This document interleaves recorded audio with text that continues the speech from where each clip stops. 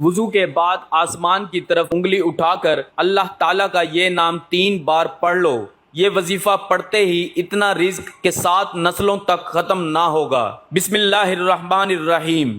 محترم ناظرین، وضو کے بعد آسمان کی طرف انگلی اٹھا کر اللہ پاک کا یہ نام مبارک بس 3 دفعہ پڑھ لیں، اتنا رزق آئے گا کہ 7 نسلوں تک بھی رزق ختم نہیں ہوگا۔ ناظرین، ہماری نظر میں وضو صرف منہ ہاتھ دھونا ہے، لیکن آپ لوگ شاید وضو کے فائدے نہیں جانتے ہوں گے۔ صرف ایک بار کرنے کا فائدہ کیا ہو سکتا ہے، کتنی بڑی فضیلت ہے، آج میں آپ لوگوں کے سامنے بیان کروں گا، پھر آپ خود کہو گے کہ ہمیں ہر وقت وضو میں رہنا چاہیے۔ ناظرین، وضو کرنے کے بعد ایک ایسا وظیفہ بھی بتائیں گے، اگر وہ وظیفہ آپ کر لیں، یعنی جو شخص وضو کے بعد وہ وظیفہ کرے گا اس کی پوری زندگی بدل جائے گی۔ محترم ناظرین، وضو کرنے کے بعد صرف ایک بار یہ وظیفہ کرنا ہے، جو مانگو گے انشاءاللہ اللہ تعالیٰ سے مل جائے گا۔ حضرت ابو ہریرہ رضی اللہ تعالی عنہ سے مروی ہے کہ حضور نبی اکرم صلی اللہ علیہ وآلہ وسلم نے فرمایا، جب کوئی مومن وضو کرتا ہے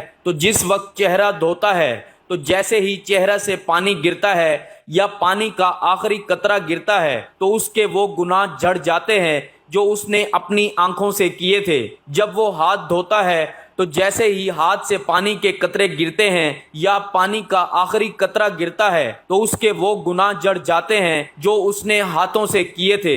اور جب وہ اپنے پاؤں کو دھوتا ہے تو جیسے ہی اس کے پاؤں سے پانی گرتا ہے یا پانی کا آخری قطرہ گرتا ہے تو اس کے وہ تمام گناہ جھڑ جاتے ہیں جو اس نے اپنے پاؤں سے کیے تھے، یہاں تک کہ وہ گناہوں سے پاک ہو جاتا ہے۔ مسلم الصحیح کتاب الطہارت باب خروج الخطا یا مع الوضو۔ حضرت ابو ہریرہ رضی اللہ تعالی عنہ سے مروی ہے کہ حضور نبی اکرم صلی اللہ علیہ وآلہ وسلم نے فرمایا، قیامت کے دن تم اس حال میں اٹھو گے کہ تمہارا چہرہ اور ہاتھ پاؤں وضو کرنے کی وجہ سے سفید اور چمک رہے ہوں گے، لہٰذا جو شخص تم میں سے طاقت رکھتا ہو وہ اپنے ہاتھوں، پاؤں اور چہرے کی سفیدی اور چمک کو زیادہ کرے۔ حضور پاک صلی اللہ علیہ وآلہ وسلم نے حضرت سیدنا انس رضی اللہ تعالی عنہ سے فرمایا، باوضو رہنے کی عادت ڈالو، کیونکہ ملک الموت جس بندے کی روح قبض کرتے ہیں اس کے لیے شہادت لکھی جاتی ہے، لیکن افسوس کا مقام ہے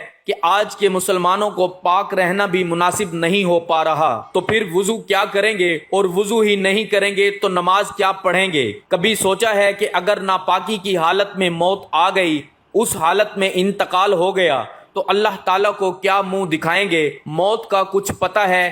کسی کو نہیں پتا، اللہ تعالیٰ کے علاوہ کوئی نہیں جانتا۔ تو حدیث شریف میں آتا ہے کہ وضو کرنے کا سب سے بڑا ثواب ہے کہ باوضو ہو کر سونے والا، یعنی رات میں جو وضو کر کے سوتا ہے وہ روزہ رکھ کر عبادت کرنے والے کی طرح ہے، تو اس کے لیے وضو کر کے سویا کرو۔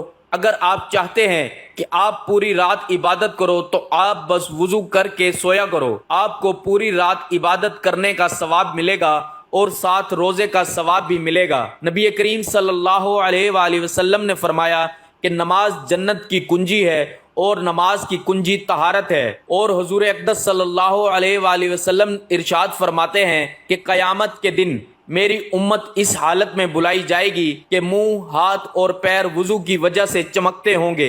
صحیح بخاری۔ جو وضو کرتا ہے اس کے نامہ اعمال میں اللہ تعالیٰ 10 نیکیاں لکھ دیتا ہے۔ وقت کی نزاکت کو مد نظر رکھتے ہوئے وظیفے کی طرف چلتے ہیں۔ وضو کرنے کے بعد اگر کوئی شخص یہ وظیفہ کرے گا تو انشاءاللہ اس کی تقدیر بدل جائے گی۔ تو سب سے پہلے آپ کو وضو کرنا ہے، اس کے بعد چلتے پھرتے آپ لوگ اس وظیفے کو کر سکتے ہیں، یا آپ رات کے وقت سونے سے پہلے وضو کر کے اپنے بستر پر جاتے ہیں تو بیٹھ کر تب بھی آپ اس عمل کو کر سکتے ہیں۔ سب سے پہلے آپ نے 3 مرتبہ درود پاک پڑھنا ہے۔ ایک دفعہ میرے ساتھ پڑھیں، اللہم صلی علی محمد وعلی آل محمد کما صلیت علی ابراہیم وعلی آل ابراہیم انک حمید مجید، اللہم بارک علی محمد وعلی آل محمد کما بارکت علی ابراہیم وعلی آل ابراہیم انک حمید مجید۔ درود پاک پڑھنے کے بعد یا حی یا قیوم کو بس 3 بار پڑھنا ہے۔ حضرت امام غزالی رحمت اللہ علیہ فرماتے ہیں،